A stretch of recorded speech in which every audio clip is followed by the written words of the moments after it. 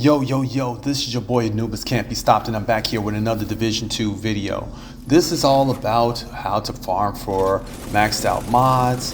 We're going to be covering what's going on with the update tomorrow. We're going to be covering some of the Division Resurgent news, and we're going to be going over some Division 3 stuff that I feel is relevant right now, even though the Division 3 hasn't even had a release date yet.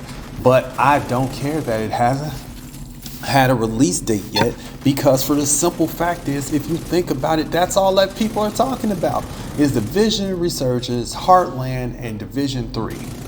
We are still talking about Division 2 because the game is still live, it's still making content for it, and they're still doing things to the game to make the gaming experience better for all the players out there. So, with that being said, let's get right down to the nitty damn gritty. How to farm for max mods. Now, I tried this in open world. I was farming for about an hour. I did a control point about 5 or 6, 7 times. No maxed out mods. I did the same thing in the summit, maxed out mod. I did it about, I switched up a couple of things because I wasn't making it through the content as quickly as I wanted to, so I switched up my build a little bit and then went back upstairs. So it did take me a little bit longer, but not by much. I'm talking about like maybe 2 or 3 runs on that same floor, and I had a maxed out mod. I had some maxed out gear. I had some God Roll gear drop for me and things of that nature, which was amazing. Also, so I might even redo my whole inventory at this point just to pick up some maxed out stuff to do some crazy builds with. I got some crazy stuff coming for PvP real soon, so be on the lookout for that. Like maxed out mods are what can take a good build and turn it into a godly build, like armor on kill mods, armor not hazard protection mods, but I want to say like ensnare resistance, shock resistance, what's the other one? Ensnare resistance, shock resistance, bleed resistance, so that way you can run the backfire.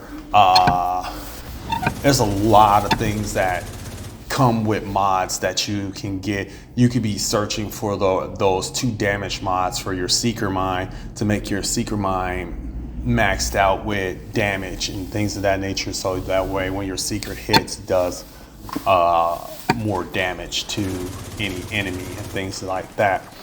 What else do maxed out mods do? Maxed out mods for damage builds take your damage builds from being something that is overlooked to something that, oh man, this is a problem.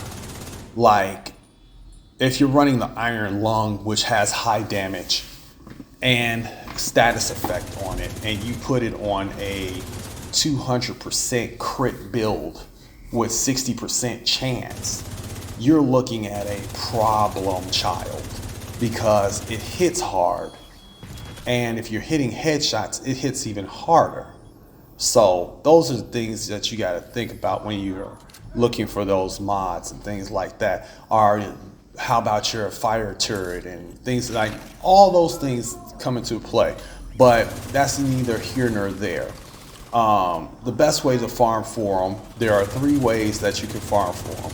I do believe these are the top 3 ways. The top 3 ways is 1, open world. You can go through open world and you can farm mods in the area, or you can farm mods in a mission, which makes it even better, because then you get to learn all the ins and outs of that mission. So therefore, if there's something that you're looking for there in the future, I'm gonna go to this mission because I know this mission, I can get through this content no problem. This is a breeze. You can do that, or you can do this.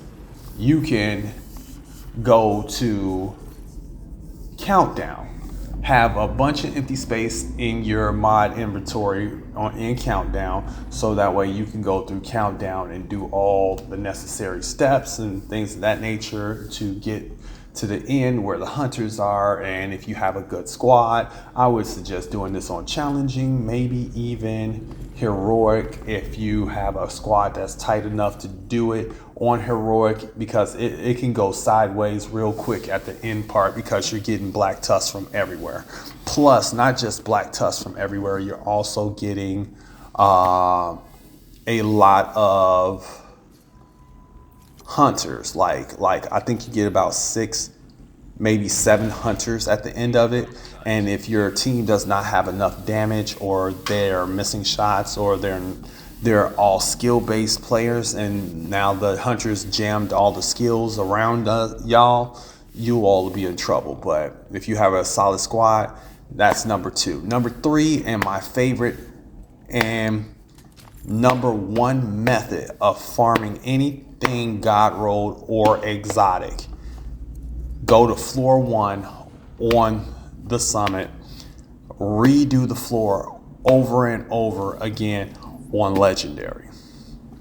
On legendary, you have a chance to get the big horn to drop from any of the NPCs, elite NPCs, and things of that nature. So you can either get a big horn, God roll gear you're looking for, God roll mod you're looking for, and get more XP for killing these guys, because they're hardcore.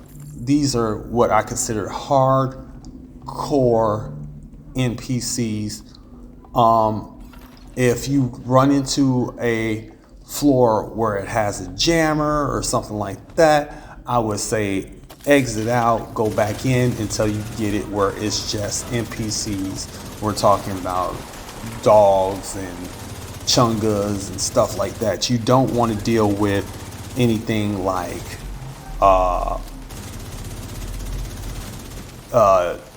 gotta hit this switch for this, you gotta hold this for that, because in legendary you gotta be moving. You can't be sitting still with legendary. Legendary is not that. Legendary is like conflict. You gotta stay moving.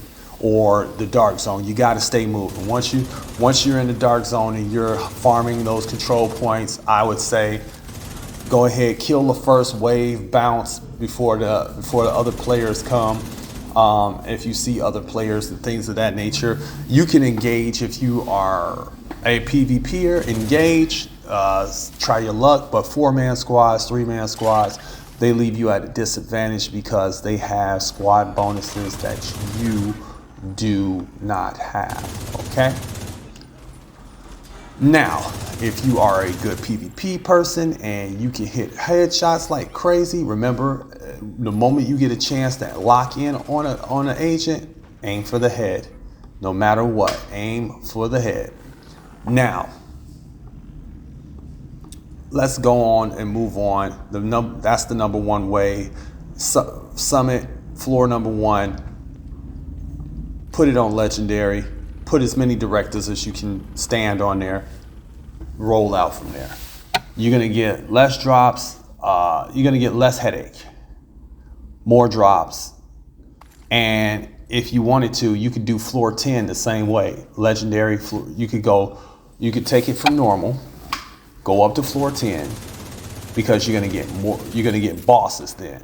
You're gonna get named bosses. So being that you're gonna get named bosses and things of that nature, you go ahead, you find the perfect floor the perfect entry point that you want to go to on floor 10.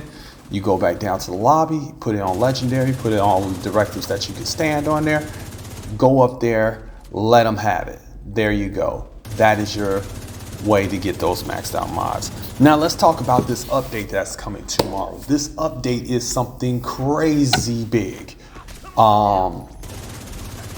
Basically, they're taking down the servers for 5, maybe 6 hours, okay? The last time they did that, we got the Descent game mode. We got a bunch of other stuff with the game that changed and things of that nature that made it so much better. We got some quality of life improvements and things like that. I'm hopeful to see what they have in store for us tomorrow, but I'm speculating that some of the content that we were saying that we weren't going to get for some time was going to be later on. It may be coming sooner, which is a good thing. And if it is coming sooner, hey, praise ye the monkey. Some more content out of nowhere from the division that would put some wind in those sails. You're talking about people that are looking for more content for this game, more challenges in this game, more things to do in this game.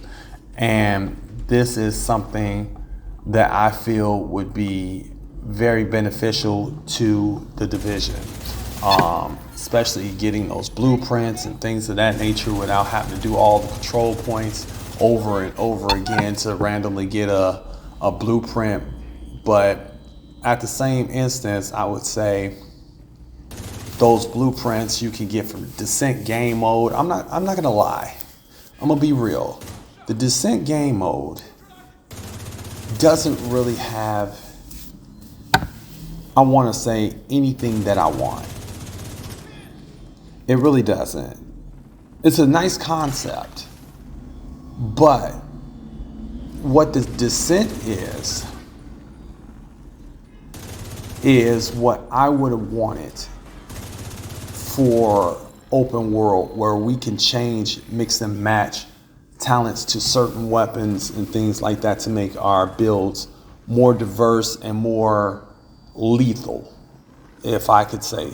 Like if I had an assault rifle and I could put Plague of the Outcast on it, but it costs me like 100 exotic components to even roll that talent onto an assault rifle, or even Ectum S on a SMG, or be able to switch talents around like that on chest pieces and backpacks and all types of stuff like that. That would be something for an open world.